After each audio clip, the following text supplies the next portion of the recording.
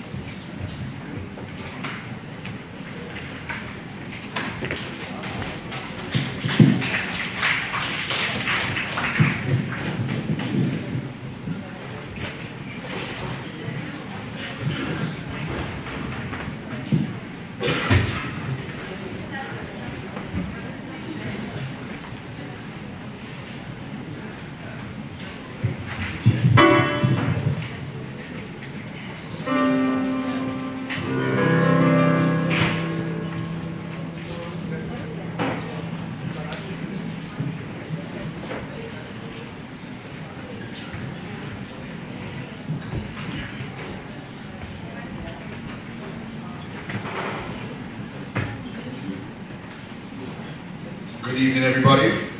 We are vessels of praise, and we're going to sing for you this evening as Lydia.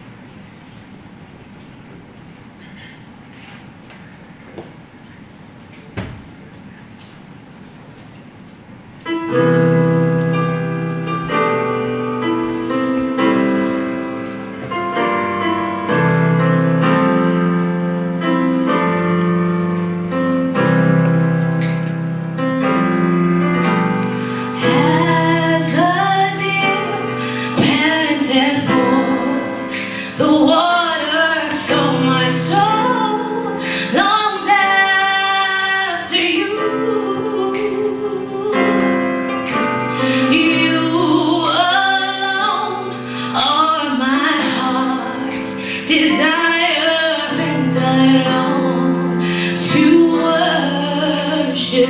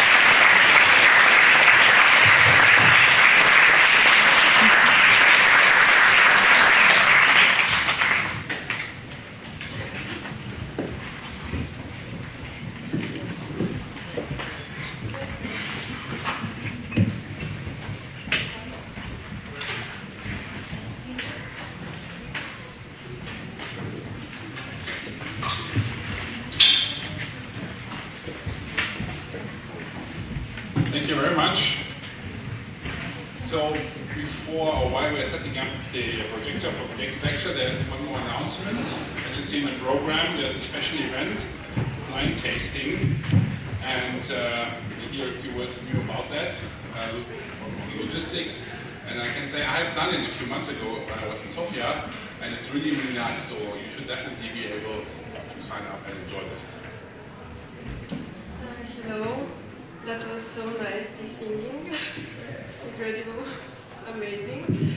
I want to present you the event blind tasting. Will be super interesting. Will be with some food and wine. Will be 1 hour here in Canapé, Plovdiv, in Kapana. If you don't know it, you can check in internet. 7:30 is the time, but if you're late, it's not a problem because you have the same for everyone. And we will be very happy to see you there. We have still places, so it will be very adventurous and welcome. Thanks so much, and I can again really encourage you to attend. So, the last speaker for today is Dr. Marika Parker from the Stratified Medicine Scotland Innovation Centre, and she will give a lecture to us on the Precision Medicine Initiative in Scotland. Thank you. Thank you. Well, thank you very much everyone that's stayed. It's late in the evening. I will try not keep you from the blind tasting for too long. Thank you so much for the invitation to speak. It's a first for me. It's a first visit to Plovdiv. It's the first visit to Bulgaria, and it's the first time that I've got up on stage after a gospel choir has sung, so a really interesting day for me.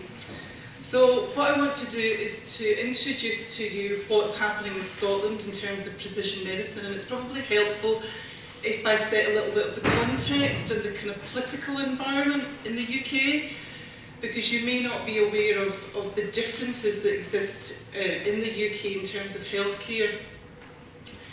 So where Professor Hill spoke about NHS England, we also have the NHS in Scotland, it's called NHS Scotland, and that's because healthcare is devolved within the UK, so it's up to the Scottish Government to manage the healthcare budget, resources and priorities for that NHS system.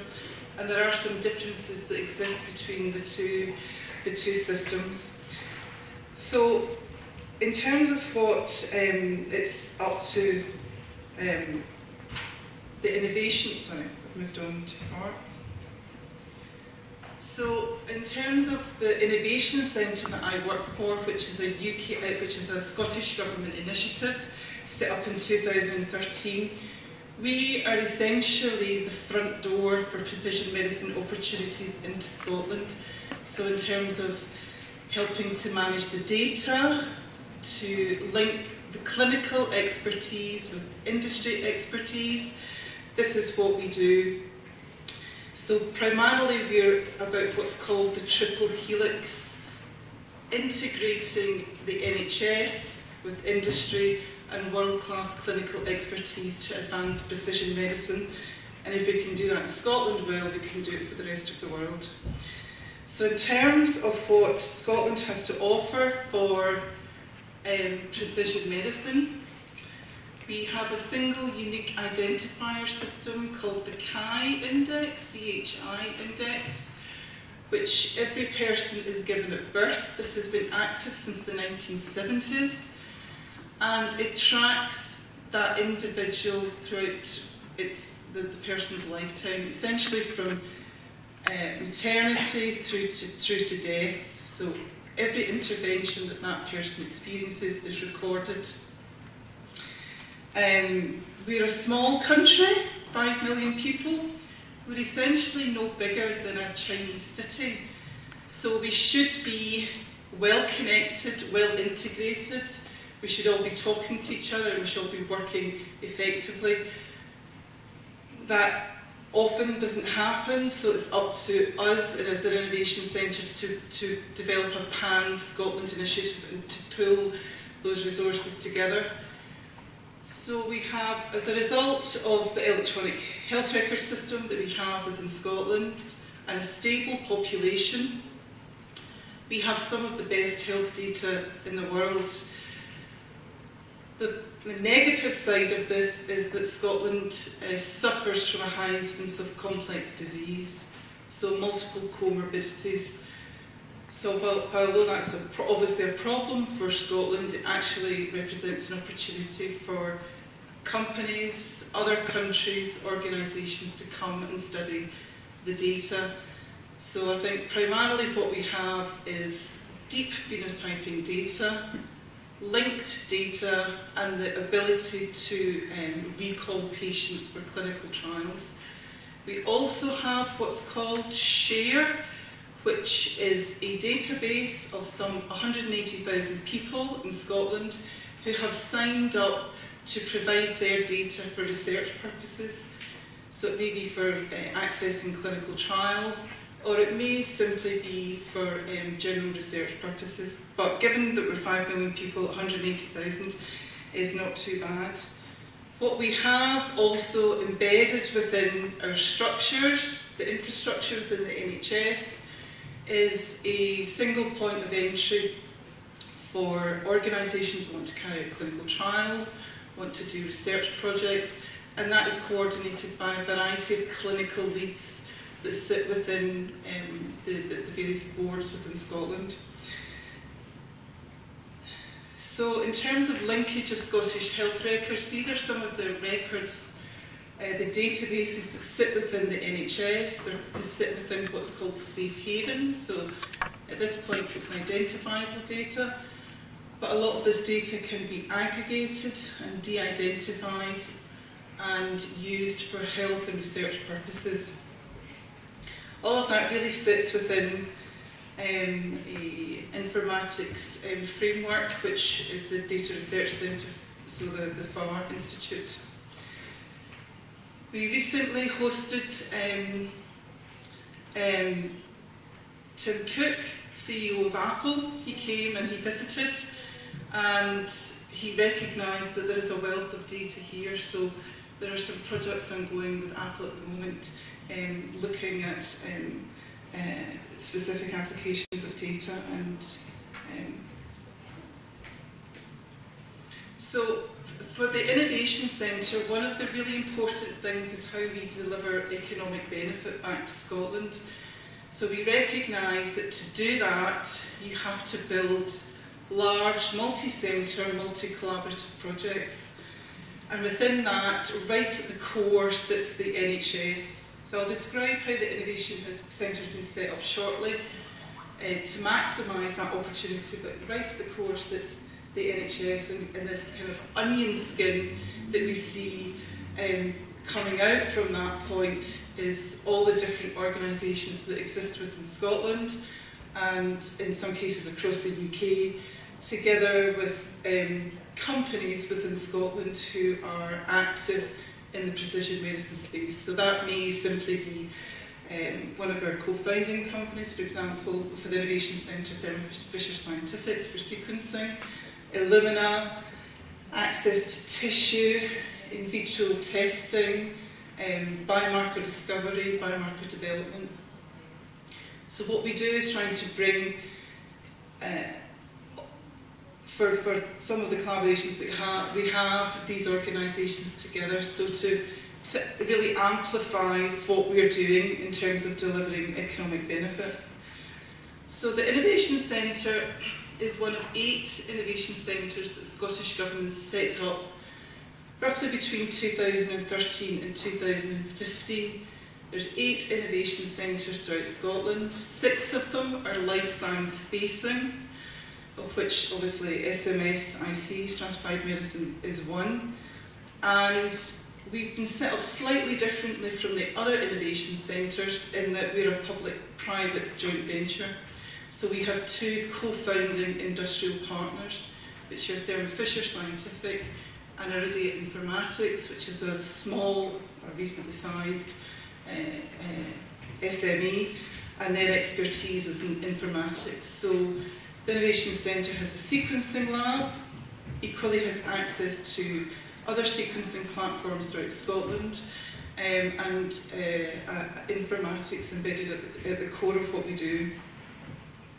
Because it's really important that you have investment from the NHS. They are also core partners, so all the 4 NHS boards that sit within Scotland are invested in SMSIC, together with the 4 medical schools that sit within Scotland. So it really is a pan-Scotland initiative, and it makes working on big initiatives much more straightforward. Everyone understands why they're there and what it is we're trying to do. And so dealing with developing projects quickly can happen, and we can build projects at scale. So what we have done, what we did in the very early days of setting up the centre was to set out to do some exemplar projects. So the exemplar projects in precision medicine were really about trying to understand where the gaps were in developing projects and how we could go about joining up the kind of precision medicine workflow. And we set about developing these in some chronic diseases that Scotland suffers from. So rheumatoid arthritis, ovarian cancer, esophageal and pancreatic cancer. We had expertise in IBD and COPD. And laterally we've set up an exemplar project in multiple sclerosis, which I'll describe in a little bit of detail as we go on. So Stratified Medicine Scotland Innovation Centre is based here on the south side of Glasgow at the Queen Elizabeth University Hospital. So it's kind of the star shape in the middle. It's a 14-floor, 1,100 bed new hospital built at the cost of £840 million, and it serves a population of 2 million people. So broadly, most of the west of Scotland goes to this hospital in Glasgow. And the redevelopment of this site was set up specifically so that you would embed industry at this site, because we realised it was absolutely critical to combine industry, clinical expertise, and what is happening with the NHS to advance precision medicine. So, for example, we have ourselves, SMSIC. We are located within a building that is a teaching centre and for the University of Glasgow and co-owned by the NHS. We also have another new building, which is an imaging centre of excellence, which hosts a 7 Tesla MRI. I think there's only four in Europe. We have a molecular pathology node, and we have the biorepository for Greater Glasgow and Clyde, which is one of the largest repositories, if not the largest biorepository in Europe. And we have space available for companies to set up. So it might be imaging companies, it might be companies generating new coils for MRIs, it might be sequencing, novel sequencing companies, whatever it might be, new business models for access to tissue, for example, whatever it might be, there is space available for companies to come and locate or co-locate their business and opportunities here. So, again, SMS is slightly different in the approach that it's taken to becoming self-sustaining as an innovation centre, which we will have to do at some point. We will not continue to receive government funding indefinitely. So what we have done is to develop a set of core services for the precision medicine landscape. So for researchers, for clinicians, for small companies, or even large companies, whatever it might be, and we offer these services as part of what we do on a consumption-based model. So you don't sign up for a year or 2 years, you sign up for a month, 2 months, 3 months. And it might be that you want to build a partnership with a pharmaceutical company or indeed another geographic territory. You want to bring your data in but you don't want to lose your data, you don't want to lose your intellectual property that's associated with that data. We have collaborative workspaces that allow you to do that, allow you to generate insights that you can then take to develop your new drug therapies, but allow you to retain your property as needed.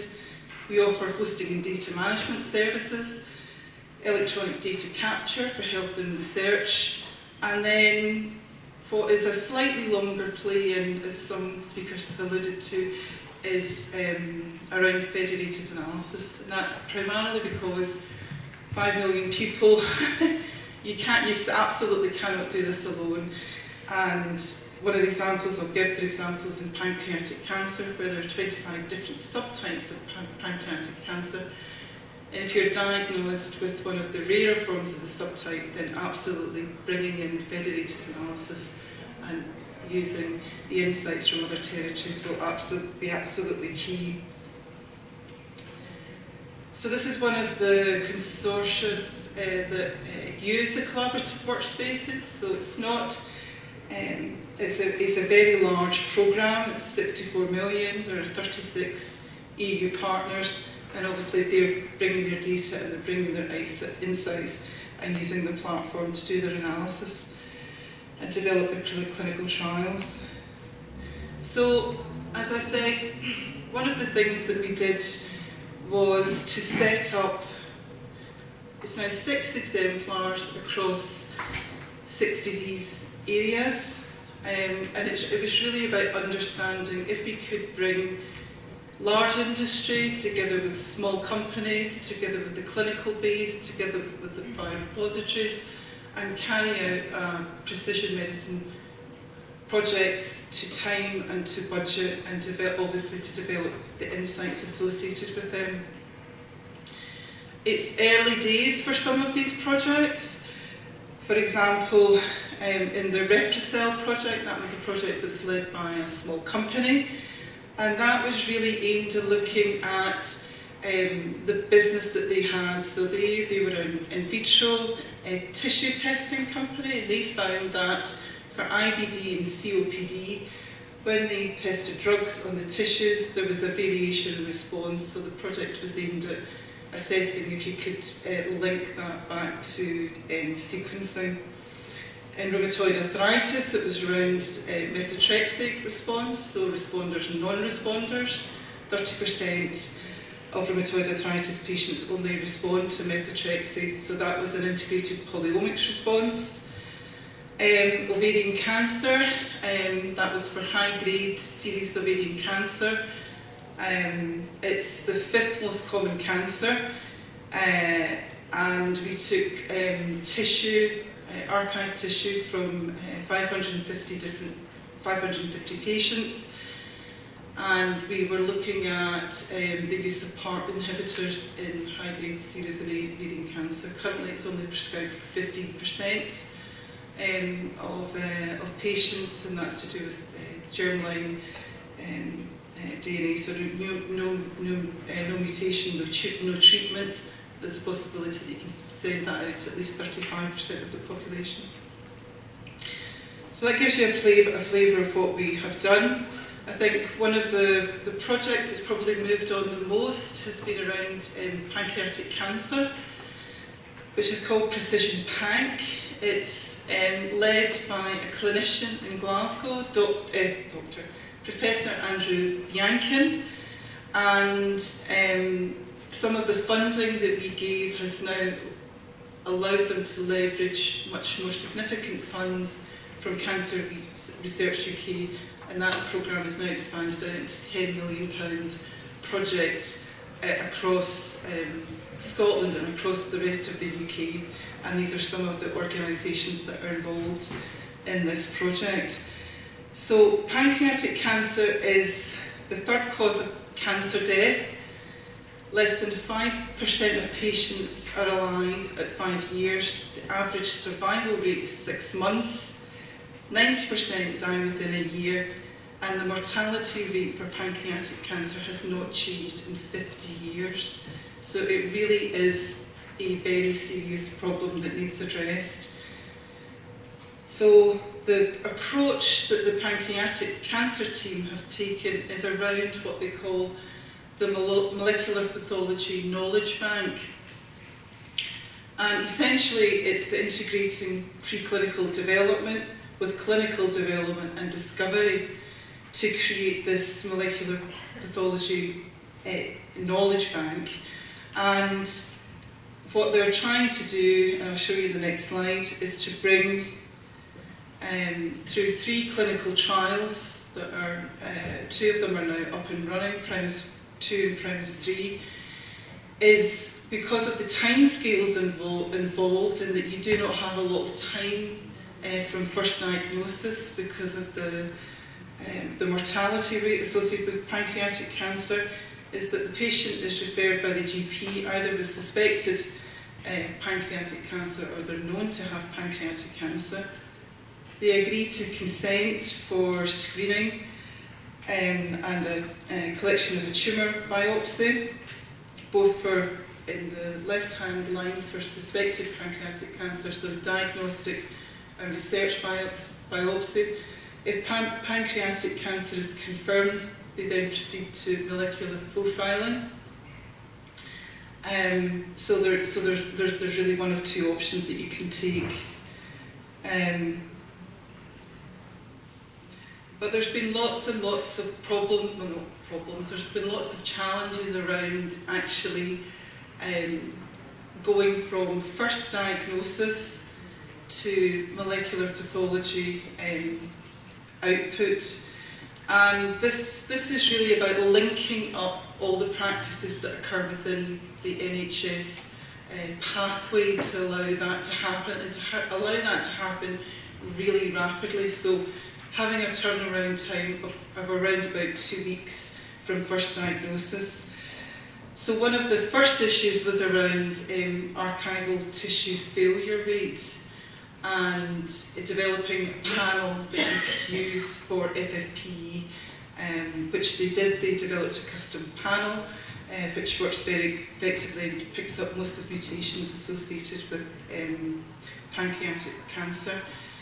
And it was really around changing the treatment paradigm, changing the mentality of groups that generally operated in silos, bringing them together, even understanding how dry ice, how you would transport samples, how you would pay for that, what are the mechanisms to do that.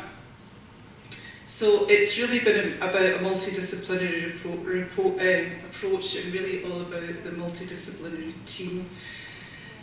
And then just briefly, just to cover one of the collaborations that we have with AstraZeneca.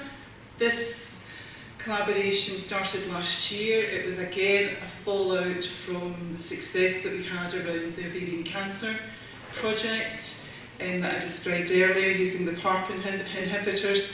And the reason that AstraZeneca are in Scotland and work with us is because of the deep phenotyping data, the linkage of data, and the ability to do patient recall. So there's programs with AstraZeneca and ovarian cancer around non-alcoholic fatty liver disease, and around COPD, looking at extreme phenotypes. And then finally, just some plans that we have for building data commons. So an integrated data set around NASH, which is non-alcoholic steatohepatitis, which largely can go undiagnosed. It's the 3rd biggest killer in terms of premature death. There are no products on the market to treat NASH, and there are no predictive biomarkers either. So this is a project that we're pulling together. Again, it's a Pan-Scotland initiative, so bringing together really deep clinical expertise in NAFLD and NASH, using the strengths that we have within the biorepositories, so access to up to 2,000 liver biopsies for pathology, for scoring, and involving patient groups the data that exists within the NHS in terms of safe haven data, and linking all that with informatics to create a data commons that can be accessed for researchers, and that equally we can have access for industry collaborations as well. So that's me. Hope I've not been too long. Wine awaits. These are just my contact details, so I just want to impress that we're very interested in working with groups in any of these areas or new areas, so if you are interested in collaborating, please get in touch. Thank you very much. Thank you very much. Any questions? Yeah.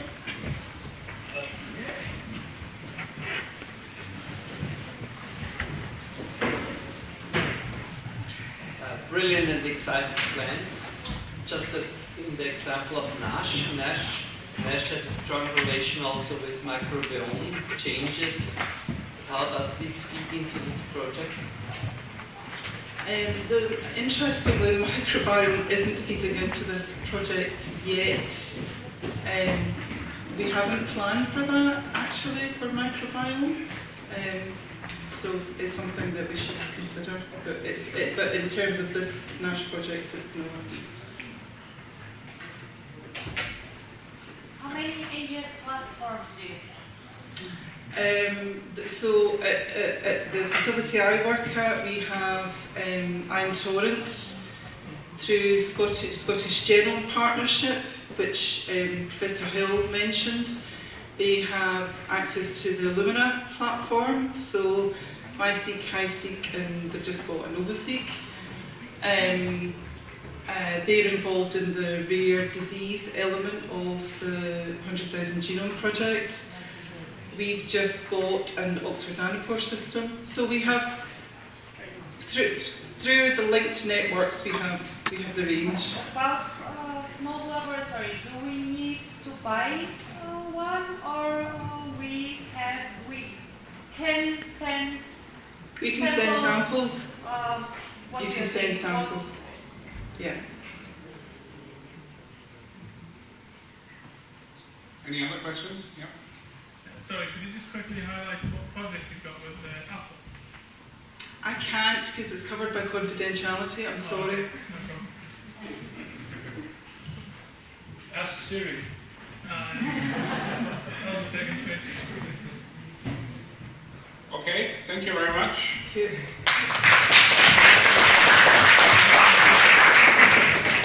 Thank you for moderating the session. Thank you to the audience. Just to remind you that tomorrow we start at 10 o'clock sharp. It's a good timing for a Saturday morning, so I'm waiting everybody here. See you tomorrow and have a nice evening, all of you. Thank you to the lecturers.